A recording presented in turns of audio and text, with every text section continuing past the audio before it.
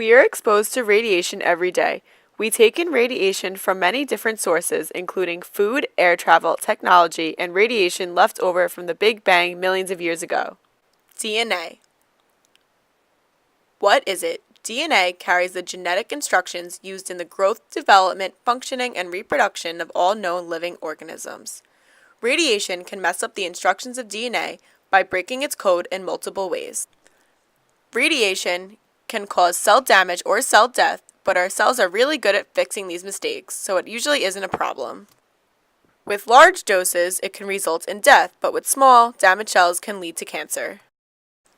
Now we will talk about types of radiation. Beta. In a beta particle, a neutron atom converts to a proton by emitting a high-energy electron. It travels 4 to 5 millimeters into body tissue. To protect yourself from a beta particle, one would only need to wear gloves and a lab coat. If radioactive materials enter food or water supplies or is dispersed into the air, people can inhale or ingest beta particle emitters unknowingly. Alpha. In an alpha particle, 2 protons and 2 neutrons are released. It's identical to a helium nucleus. It doesn't travel into your body unless you ingest or inhale it because it picks up an electron in the air and becomes helium gas. Your skin is actually a form of protection from an alpha particle, but to be safe, gloves and a lab coat or clothing would be sufficient. Alpha particles can be inhaled or ingested, usually in the form of radon gas. Gamma. In a gamma particle, energy is released to stabilize the nucleus. The element stays the same, however, it is more stable. It can travel deep into your entire body, which makes it very dangerous. To protect yourself, it is important to wear lead, cement, plastics, or tungsten. When you are exposed to it, it is usually in the form of medical equipment. Different types of exposure. First, we have CAT scans. A CAT scan works based off tissue density and the amount of fluid present in the organs. The difference of absorption of X-rays provide a series of images of the organ. Next, we have MRI scans. This type of scan is based on absorption of energy when the protons in hydrogen atoms are excited by a strong magnetic field. It is good for screening soft tissues because they contain a large amount of hydrogen from water molecules. An MRI detects the energy release from the frequency emitted from the person being tested. X-rays. X-rays can penetrate the body, which allows a radiologist to produce pictures of internal structures.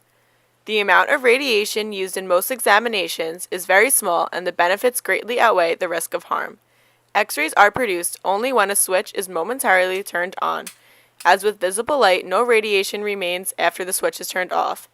There have been a number of studies linking current or future cancers to previous X-ray imaging studies. The larger the dose of radiation, the more damaging it can be to the body. Less than 25 rems in your body can go undetected because it won't cause physical effects. 100 rems present will be when you first start to notice changes. The amount of white blood cells in your body decreases, which makes you more susceptible to being sick. More than 100 rems gives a person nausea, vomiting, and fatigue. More than 300 decreases your white blood cell count to 0.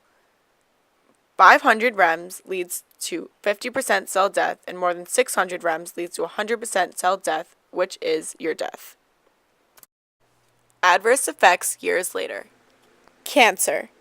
Rapidly dividing cells are most vulnerable to radiation, which includes bone marrow and skin cells.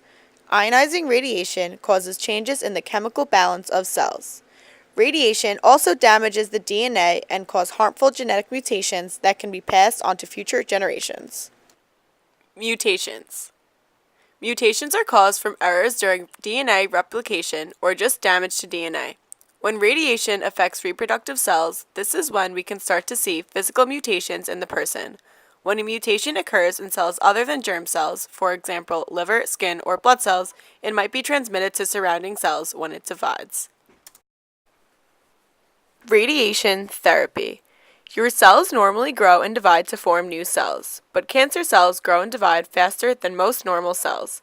Radiation works by making small breaks in the DNA inside cells. These breaks keep cancer cells from growing and dividing and cause them to die. And that concludes our video. Thanks for joining our seminar.